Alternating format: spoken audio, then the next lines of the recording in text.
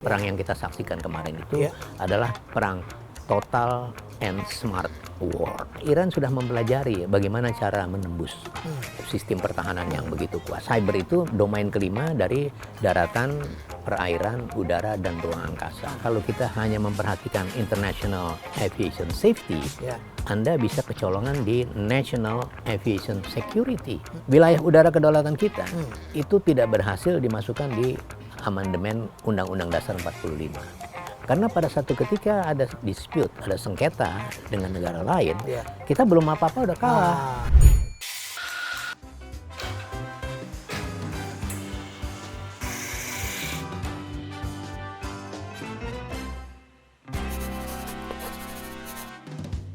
Apa kabar Pak Cepi Hakim?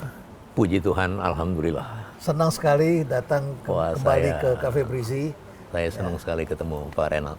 Makasih Pak Cepi. Pak Cepi, lama kita tidak bertemu, walaupun kita sering terlibat. Saya diundang peluncuran buku dan terakhir ini buku ini ya. Iya. Ini buku baru ini, buku barunya Pak Cepi. Belum beredar. Belum beredar ya.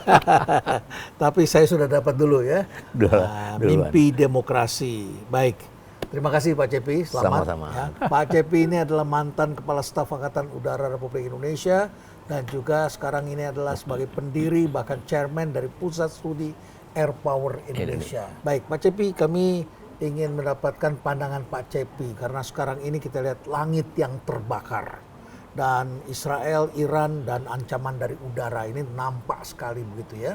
Dan hari ini kita teringat kembali dengan kejadian tahun 1981 ketika Israel melancarkan serangan udara ke reaktor nuklir Irak. Itu sudah pernah terjadi 2 minute over Baghdad. 2 minute over Baghdad. Ada bukunya. Ada bukunya. Ada bukunya. Apa yang mengingatkan Pak Cepi dengan 2 minute over Baghdad itu? Begitu kita bicara tentang air battle, perang udara, pertempuran udara, pertempuran dan apapun, itu yang paling utama adalah yang kita lihat bagaimana arti penting dari wilayah kedaulatan negara sebuah negara. Jadi kalau kita berbicara tentang wilayah udara kedaulatan sebuah negara, itu sangat menarik, Pak. Sangat menarik. Kenapa? Karena ada Konvensi Chicago tahun 44 yang menekankan kembali Konvensi Paris tahun 1919.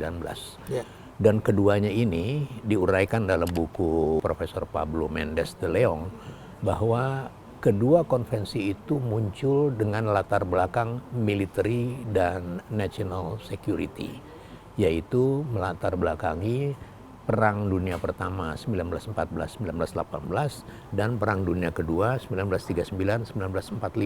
Dalam Konvensi Paris dan Konvensi Chicago yang digaris tebalkan oleh Konvensi Chicago, air sovereignty adalah complete dan eksklusif. Artinya tidak ada ruang bagi negara lain untuk menggunakan wilayah udara sebuah negara tanpa izin. Kembali kepada serangan udara Irak, perang di Timur Tengah, kemudian air battle India-Pakistan di Kashmir. Belakangan ini ya. Dan yang terakhir kemarin itu adalah simbol-simbol yang memberikan pesan bahwa jaga Anda punya wilayah udara. Dan Amerika bisa kita jadikan studi kasus karena dia mengalami dua hal. Pada 7 Desember 1941 itu terjadi surprise attack yang dilakukan oleh Jepang, oleh divisi udara Angkatan Laut Kerajaan Jepang. Dia menyerang Pearl Harbor. Pearl Harbor itu ditulis dalam buku The Future of War oleh Meredith Friedman. Dia mengatakan Pearl Harbor itu adalah the origin of American military failure. Dia mengatakan lagi dengan kalimat yang sangat puitis ya. The way of thinking of military thinker Amerika sank with it. Jadi dia bilang begitu tenggelam kapal-kapal armada di Pearl Harbor, tenggelam pula lah cara berpikir Amerika dalam menghadapi perang. Kenapa? Ternyata perang bisa terjadi kapan saja dan di mana saja. Tahun 41 Pak, itu review Pearl Harbor. Dan apa yang dilakukan setelah review itu? 3 hal Pak. Dia membangun namanya ADIS, Air Defense Identification Zone yang beyond territory. Karena ternyata menjaga air territory aja tidak cukup. Nggak bisa, Dia jadi harus dia perlu beyond pagar lebih jauh. Yang kedua, dia baru memulai membangun early warning system. Karena dia punya warning system, tapi bukan early warning system. Jadi dia membangun early warning system. Yang ketiga, dia membangun namanya identification friend or foe. Kenapa? Karena tahun 41 itu, pada serangan itu, perwira garnisun penjaga radar, dia udah lihat ada nokta-nokta pesawat, tapi dia nggak tahu nih pesawat musuh atau pesawat teman. Makanya sejak itu dibangunlah identification friend or foe. Itu Pearl Harbor. 60 tahun setelah tahun 41 itu terjadi lagi namanya 9/11. 2001 ya, 60 tahun. 9/11. Ya. Apa yang unik dari 9/11 kalau dibandingkan dengan Pearl Harbor? Dia sama-sama surprise attack, Pak. Dia tidak waspada. Ya. Apa yang dikerjakan oleh Amerika setelah review 9/11? Yang pertama, dia kemudian membangun namanya birokrasi baru. Bayangkan Amerika, negara yang ratusan tahun, itu membangun namanya Department of Homeland Security. Yeah. Karena tidak cukup, dia udah punya Pentagon, dia punya segala macam, nggak cukup. Jadi keamanan dia bikin dalam negeri. Keamanan dalam negeri. Department of Homeland Security. Kemudian dia juga, walaupun udah punya FAA, Federal Aviation Administration, dia membangun namanya TSA, Transportation Security Administration. Iya, yang bisa bongkar koper-koper kita itu. Yang bisa ditelanjangin itu kalau masuk ke Amerika itu. Dan yang ketiga, dia restructuring Air Traffic Control Management menjadi Civil Military Air Traffic Flow Management System. Apa itu artinya? Artinya dia memadukan pengaturan lalu lintas udara, sipil dan militer. Karena pada ketika dia kecolongan di 9/11 itu, dia memang masih sempat untuk mendeteksi dan mencoba mengintercept, tapi yang ATC sipil itu tidak matching. Makanya diintegrasikan, di restructuring. Itu 9/11. Itu tragedi itu. Dan itu bukan serangan dari negara lain. Bukan non-state enemy. Non-state enemy. Dan itu adalah pembuktian yang sangat nyata bahwa kalau kita hanya memperhatikan international aviation safety, Anda bisa kecolongan di national aviation security. Dan itu buktinya. Kita kembali lagi ke sekarang situasi yang terjadi di Iran dan Israel. Hari ini kita melihat bahwa pertempurannya itu bukan lagi dengan pesawat tempur saja, tetapi juga ada drone. Ada rudal balistik dan supersonik begitu ya. Kemudian juga hypersonik bahkan jarak jauh begitu. Dan kemudian kita juga lihat sistem pertahanan gitu ya. Sistem pertahanan dan algoritma bermain. Nah, kalau orang menunggu dulu terlalu lama, tapi di sini sudah ada sistem yang bergerak. Begitu masuk tanda-tandanya seperti itu, zet begitu ya. Begitu cepat walaupun kebobolan juga begitu. Apa yang Pak Cepi bisa katakan dengan melihat kejadian seperti ini? Jadi kita sekarang ini sudah berada di cyber world namanya, Pak. Cyber world. Kalau kita meneliti atau mengikuti sejarah perang, perang itu ada eskalasinya. Perang tradisional di daratan, setelah laut dipakai, itu ada perang berlapis namanya, sistem pertahanan juga jadi berlapis. Setelah udara digunakan menjadi total war, jadi harus total defense. Dan sekarang awal 2000-an itu seorang ekspertis dari Perancis mengumumkan bahwa now we entering the cyber world.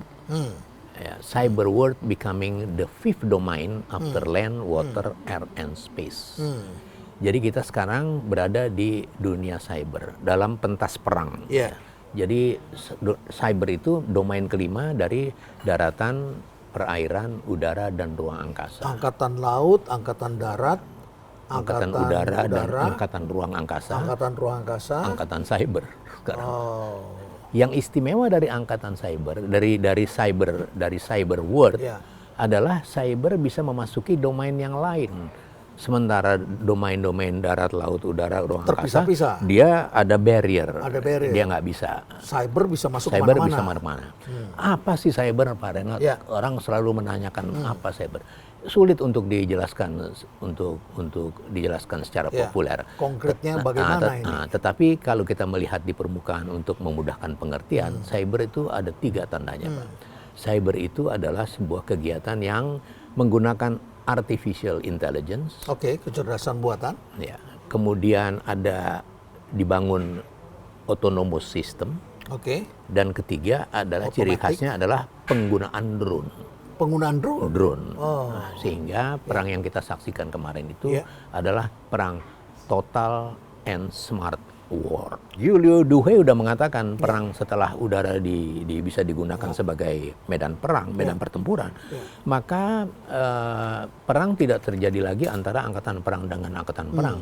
Tapi tentara lawan tentara, nggak ada lagi. Zaman perang Romawi dulu ya, pedang lawan pedang begitu. Sekarang nation among the nation, nation versus nation. Dan tidak hanya itu aja, sistem melawan sistem. Sekarang kita bicara kekuatan defensif sistem pertahanan. Kita kan dengar Iron Dome. Apa sih itu Iron Dome sebetulnya? Iron Dome itu adalah turunan dari SDI Ronald Reagan pada tahun 83. Ronald Reagan membangun namanya Strategic Defense Initiative. Sebuah pagar imajiner yang melindungi ICBM, Intercontinental Ballistic Missiles, berkepala nuklir dari Pakta Warsawa, yang bertujuan untuk sasaran-sasaran strategis di NATO. Dibangun SDI. Nah, Iron Dome itu juga begitu. Dia pagar imajiner juga, tapi berbentuk dome, berbentuk kubah. Jadi nggak bisa. Dia sangat kuat. Kenapa begitu? Karena David Ben Gurion pada tahun 48 mendirikan Israel, dia udah punya satu misi bahwa dia harus memiliki angkatan perang yang ofensif sifatnya. Yang kedua, dia harus memiliki sistem pertahanan yang solid dan badan intelijen yang luar biasa. Sangat luar biasa. Dan dia ada kata-kata yang indah sebetulnya, bahwa the high quality of life impossible if you cannot full control of the air. Jadi dia menguasai wilayah udaranya. Dan kembali kepada Iron Dome itu dibangun dengan sangat solid, tetapi untuk serangan-serangan jarak pendek ya, dari negara-negara kecil, teroris kecil ya, Hizbullah apa segala macam ya, itu nggak akan mempan. Tetapi pada kejadian yang baru-baru ini, Iran bisa menembus itu. Bagaimana Iran bisa menembus itu? Karena Iran sudah mempelajari bagaimana cara menembus sistem pertahanan yang begitu kuat. Ini bangsa pinter juga ini. Bangsa pinter melawan bangsa pinter. Betul. Dan mereka juga udah antisipasi. Dia udah tidak hanya Iron Dome, dia juga sudah mendesain namanya David Sling untuk jarak menengah dan Arrow 3 untuk jarak jauh. Nah, bagaimana Iran bisa menembus itu? Iran menembus dengan mengkombinasikan rudal-rudal balistik jarak jauh, yang hypersonic, jarak menengah dan jarak pendek, plus ratusan drone. Sehingga sesempurna apapun sistem pertahanan pasti akan ada celah di mana dia bisa masuk ke Tel Aviv. Karena ini sekali masuk masif. Nah, dan itulah ciri dari air battle, Pak. Pertempuran udara. Surprise attack. Dan ini lembaran baru bagi Israel. Dia baru menyadari ternyata bisa tembus juga. Bisa tembus, nggak bisa ditangkis. Nggak bisa ditangkis. Dan itu semua sekali lagi bungkusnya adalah cyber, Pak. Artificial intelligence, autonomous system, dan penggunaan drone. Jadi bagaimana caranya mengelabuhi radar dan sebagainya. Dia integrated, makanya dibilang sistem melawan sistem.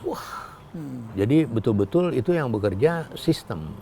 Dan apa yang menjadi otaknya itu adalah markas komando dan pengendalian. Umumnya mereka punya 3, Pak. Satu pasti underground. Yang kedua pasti di udara. Jadi underground tidak kelihatan di bawah. Bunker gitu ya. Bunker dan di udara. Dan satu lagi satellite base. Satellite base. Dan itu semuanya moving, Mbak. Jadi tidak stasioner, sangat dinamis ya, tergantung dari perkembangan peperangan sistem melawan sistem tadi. Bagaimana kalau itu terjadi di kita, Pak Cepi, di negara kita? Ini kalau kita lihat ini konflik-konflik ini kan semuanya bangsa yang berdekatan sebetulnya. India, Pakistan itu hanya selemparan batu itu Kashmir itu ya. Kemudian kita lihat lagi Israel dengan Gaza, Israel dengan Iran itu pada satu kawasan di Timur Tengah. Ukraina dengan Rusia itu tengah, Cina dengan Taiwan itu berseberangan begitu. Makanya, kita juga pernah dulu dengan Malaysia begitu ya konflik. Dan kalau kita bilang wah kan kita bersahabat dengan Malaysia, Singapura, jangan lupa Iran itu juga dulu sahabat dengan Israel, zamannya Pahlavi. Sahabat sama musuh kan setipis kulit bawang. Tipis. Ya, bisa setiap saat. Kulit bawang. Menarik ini. Udah lama kita nggak denger ini. Nah, lama nggak ngupas bawang, jadi tidak merasakan bahwa. Jadi nggak kelilipan. Nggak kelilipan. Ya. Jadi kembali ke apa yang bisa kita tarik pelajarannya, lesson learned dari air battle ini. Ya. Sederhana Pak, dua aja. Apa itu? Yang pertama adalah kita diajak berpikir betapa pentingnya wilayah udara kedaulatan sebuah negara. Ini Pak Cepi berkali-kali pernah menyampaikan. Wilayah udara. Dan kedaulatan suatu bangsa ditentukan oleh udaranya. Iya, dan nggak ada orang concern Pak. Sorry to say, nggak ada. Udara kan udara. Tahu nggak Pak? Wilayah udara kedaulatan kita itu tidak berhasil dimasukkan di amandemen Undang-Undang Dasar 45. Dalam sejarah itu? Oh ya, saya baru tahu pada peringatan 50 tahun jurusan Air and Space Law di UNPAD. Jadi UNPAD, guru besar hukum udara dan hukum ruang angkasa, itu mempunyai satu tim kelompok kerja yang mengusulkan pada 4 tahap perubahan amandemen Undang-Undang Dasar 45 untuk memasukkan udara sebagai wilayah kedaulatan. Tidak berhasil. Tidak berhasil? Kenapa tidak berhasil? Tadi karena orang tidak peduli dengan udara. Jadi dia bilang, lebay loh katanya. Kan cukup bumi dan air aja. Nah menurut mereka, ahli hukum udara nih, tidak cukup. Harus disebutkan wilayah udara itu adalah wilayah kedaulatan kita. Kenapa? Karena pada satu ketika ada dispute, ada sengketa dengan negara lain, kita belum apa-apa udah kalah. Karena Anda di konstitusi aja tidak mencantumkan, Pak. Ini dari perspektif hukum ya, dari perspektif para ahli hukum. Itu yang membuat wilayah udara kita tuh rawan sekali. Kalau di Asia Tenggara atau Indonesia begitu ya, dengan negara tetangga itu bagaimana? Kenapa Singapura bisa begitu berjaya? Bisa mengatur pertahanan udaranya sampai ke wilayah kita? Ini adalah warisan kolonial. Ya. Pada tahun 40-an itu air traffic di Selat Malaka itu sudah mulai padat. Kenapa? Karena Selat Malaka kan salah satu jalur strategis yang terpenting di dunia. Sehingga perkembangan air traffic juga tinggi. Untuk itu ICAO minta supaya tolong dong diatur itu. Yang mengatur siapa? Yang mengatur adalah pemerintah kolonial Inggris dan pemerintah kolonial Hindia Belanda di Batavia. Itu zaman kolonial dulu. Dia bikin agreement. Jadi Inggris itu menguasai Malaysia dan Singapura. Ya. Dulu pernah juga di Bengkulu mereka. Iya. Dan wilayah itulah disebut dulu namanya VIR Singapura. Padahal di daerah teritori Indonesia. Saya baru tahu ini pada tahun 74. Oh, lama sekali. Ya, 73 atau 74. Pertama kali saya terbang Dakota, misinya dukungan logistik untuk daerah perbatasan. Saya udah mau berangkat dari Tanjung Pinang ke Natuna, disuruh tunggu sama air traffic kita, sama ATC, sama tower kita. Tunggu ya, tunggu apa? Saya bilang. Tunggu clearance dari Singapura. Jadi padahal wilayah kita tidak keluar negeri. Saya kagetnya luar biasa. Dan saya tanya sama teman-teman pilot sipil segala macam, mereka nggak menganggap itu luar biasa. Mereka nganggap biasa-biasa aja. Lebih parah lagi, mereka nganggap enakan diatur Singapura, lebih cilaka lagi. Nggak ada dignity ya kita. Itu daerah teritori kita. Kita harus atur sendiri sebetulnya. Nah itu bermula dari tahun 73-74. Dan perjuangan saya terus untuk bikin tulisan, paparan, segala macam. Menimbulkan bikin kesadaran. buku, terus saja. Dan terakhir saya berhasil bertatap muka dengan Presiden tahun 2015. Berdua aja, saya jelasin. Presiden Republik Indonesia? Presiden Republik Indonesia. Seminggu setelah itu keluar instruksi. Ambil alih dari Singapura. Persiapkan software dan hardware kita untuk bisa menyelenggarakan itu. Itu instruksi Presiden 2015. Tapi apa yang terjadi pada tahun 2022, ada perjanjian Indonesia-Singapura yang menyatakan VIR Singapura menjadi VIR Jakarta. Wah, keren banget kan ya? Oke ya. Tetapi ada catatan. Wilayah udara X VIR Singapura itu didelegasikan kembali kepada otoritas penerbangan Singapura, zero level sampai 37.000 feet. Jadi di atas itu bolehlah punya Indonesia, tapi zero level sampai 3. Itu jalur komersial kan? Ya. Justru nilai ekonomi dan nilai strategis itu berada di zero level sampai 37.000 feet. Nah, Itu yang sekarang saya sedang nyusun tulisan. Akhirnya sudah diperjuangkan, sudah dapat, lepas lagi. Bukan lepas lagi, Pak. Jadi kebijakan itu penuh tanda tanya. Karena apa? Karena yang berunding itu mengkombinasikan perjanjian itu isinya tentang ekstradisi, tentang DCA, Defense Cooperation Agreement, dan tentang FIR. Padahal FIR ini masalah teknis biasa dan enteng sekali. Ada studi kasusnya pada waktu Kamboja ingin mengembalikan wilayah udara di atas Kamboja setelah peperangan dari yang tadinya dikuasai oleh Thailand, itu 2 tahun selesai, Pak. Dan yang berunding hanya Direktur Jenderal Perhubungan Udara masing-masing. Selesai. Kita 25 tahun dan akan diperpanjang. Ya, jadi satu kita dapat, satu lepas, kurang lebih begitulah. Ya. Nggak ada yang kita dapat. Nggak ada yang dapat. Nggak ada yang dapat. Ya, itulah pentingnya perlu orang-orang yang berpengetahuan dan bisa negosiasi, ya. Kelemahan kita adalah kita tidak memiliki think tank yang berkontribusi dalam pengambilan keputusan strategis.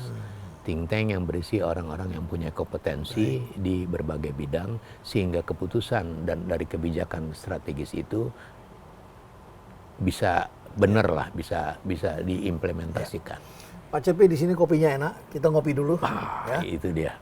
Setuju ya, kita Setuju. kopi inspirasi, oke? Kopi Renald Kasali. Kopi inspirasi ya, 2 kopi inspirasi. Ya, Pak Cepi, di sini juga kami punya tempat, banyak sekali orang Batak yang melakukan aktivitas. Kami beri nama Sopo Etimo, ya kurang lebih seperti ini.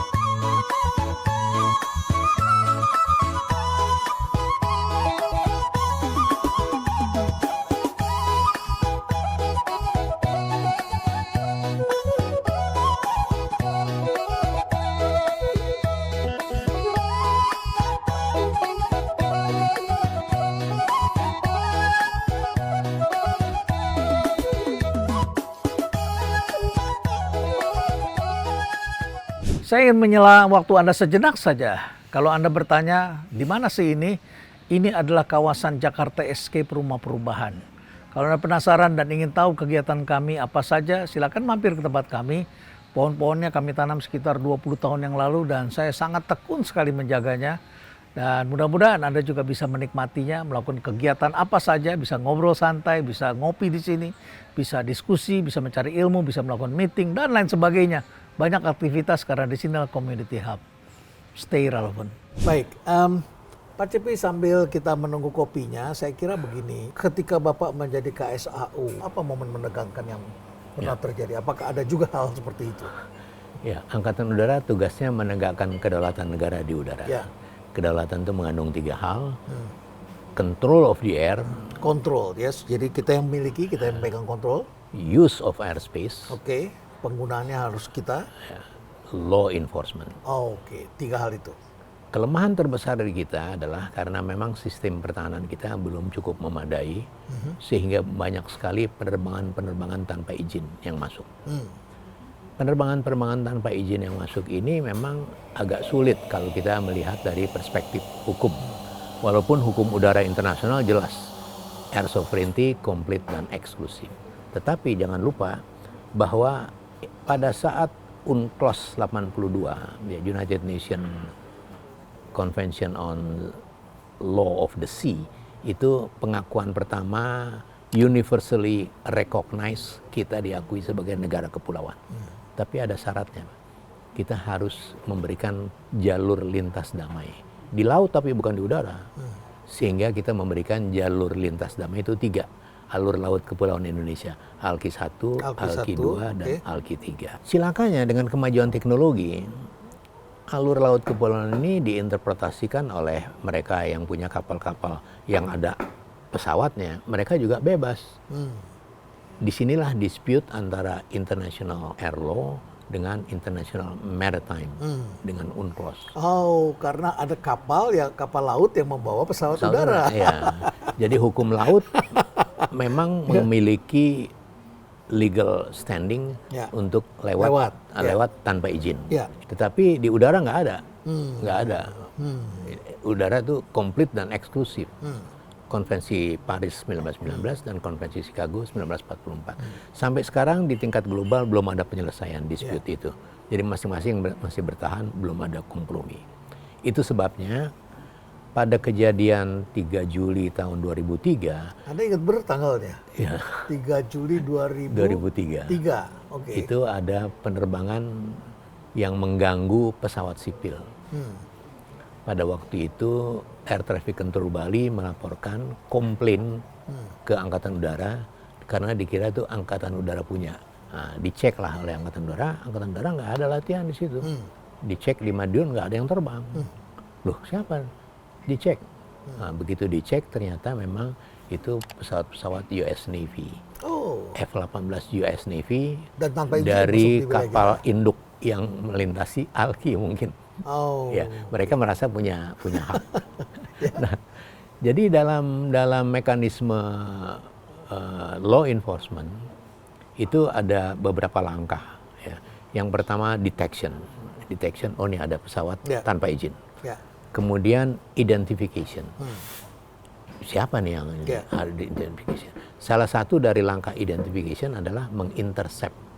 Artinya dikejar. Dikejar. Nah, kita intercept pada waktu itu. Kejadian seperti itu bukan satu kali, itu udah sering. Dan penyelesaiannya selalu di bawah laci, diselesaikan menurut adat. Menurut adat, ya udahlah kita maafkan. Iya, saya nggak mau. Saya kontak teman saya, namanya Dudi Sudibyo. Wartawan Kompas. Dia bilang, yang menangani udara. Mau nggak nih ada hot news nih? Terus dia bilang, mana bisa nih, sebentar lagi udah deadline. Kalau nggak bisa, gue kasih media lain nih. Tunggu, apa ini kan? Pesawat F-16 Angkatan Udara mengintercept US Navy F-18. Berita besar. Saya kasih. Itu dimuat di halaman pertama, cuman 2 atau 3 alinea. Tapi Pak, gempar itu ke seluruh dunia. Baik, kita minum dulu. Kopi dulu Pak Cepi. Kopi Rumah Perubahan, kopi inspirasi. Anda pun juga kami undang untuk menikmatinya di Jakarta Escape Rumah Perubahan. Semoga cocok Pak Cepi. Aduh. Baik, Pak Cepi, kemudian juga ada kejadian lain lagi. Ini kan ketika perang Iran. Konteks ini kan perangnya sekarang saat ini bukan hanya Pakistan dengan India, tapi Iran dengan Israel. Dan kemudian Iran ini juga mempunyai drone Shahid 136. Terus kemudian banyak bercandaan di sosial media internasional mengatakan drone ini ibarat motor butut yang mematikan katanya. Tapi bisa mengalahkan sistem pertahanan mahal yang tadi Bapak sebutkan. Udah dibikin berlapis-lapis, ya karena banyak juga barangkali ya. Mereka mengatakan bahwa ini bisa menyerang tanpa terlihat radar. Kalau kita lihat ini kan ini teknologi di perang ini semua. Teknologi telah mengubah hukum perang dan bahkan cara berperang. Apa yang harus kita persiapkan? Jadi kalau lesson learned buat saya sederhana. Yang pertama kita harus reinventarisasi wilayah udara kedaulatan kita. Yang kedua kita harus menyusun ulang buku putih, Pak. Long term strategic planning, our national security system. Yang turunan-turunannya itulah yang akan menentukan sistem pertahanan kita seperti apa, Angkatan Darat perlu senjata apa, Angkatan Laut senjata apa, Angkatan Udara apa. Dan itu harus dirangkum dalam satu sistem yang terpadu. Nggak bisa lagi sendiri-sendiri. Nggak bisa ya? Nggak bisa. Pak Cepi, terima kasih banyak. Sama-sama. Tentu ketika kita melihat apa yang terjadi di India, Pakistan, apa yang akan terjadi di Asia, ya, Cina dengan Taiwan, apa yang tengah terjadi dengan Israel dan Iran, tentu banyak pelajaran yang perlu kita ambil dan kita perlu mempersiapkan diri karena sifat perang ini sudah berubah. Kita bukan lagi hidup dalam perang Mongolia dulu. Kalau kita lihat film Marco Polo itu kita lihat bagaimana tentara mulai belajar pakai batu dengan alat pelontarnya. Bangun pagar, bangun benteng aman. Benteng aman ya. Tembok Cina dibangun. Sekarang nggak bisa lagi. Sekarang nggak bisa karena bisa dari udara. Bisa dari udara. Tapi juga yang terlebih lagi adalah sekarang cyber war. Bisa dengan elektromagnetic energi. Ya, jadi nggak banyak kelihatan sekali yang dilakukan dan negara harus lebih siap lagi karena apapun juga kita tidak bisa melakukan secara mendadak. Setiap bangsa perlu mempersiapkan. Harus punya visi, Pak. Harus punya visi dan harus punya long term strategic planning. Dan itu dasarnya adalah pengetahuan. Oh ya, knowledge. Harus memiliki pengetahuan yang cukup. Education and training, research and development. Dia harus berjalan seiring. Baik. Terima kasih banyak Pak Cepi. Jadi Sama-sama. itulah percakapan kami dengan Bapak Marsikal Purnawirawan TNI Cepi Hakim yang dulu pernah menjabat sebagai Kepala Staf Angkatan Udara Republik Indonesia, dan kita ketahui bahwa tentara Angkatan Udara itu adalah tentara yang menggunakan teknologi, dan di sana tentu banyak juga pemikir seperti juga di angkatan lainnya. Tapi kita melihat bahwa ini adalah suatu bidang yang sekarang perang itu memang arahnya ke sana, dan banyak pelajaran yang harus kita persiapkan dari hari ini. Terima kasih banyak dan stay Sama-sama. relevant. Terima kasih banyak. Terima kasih.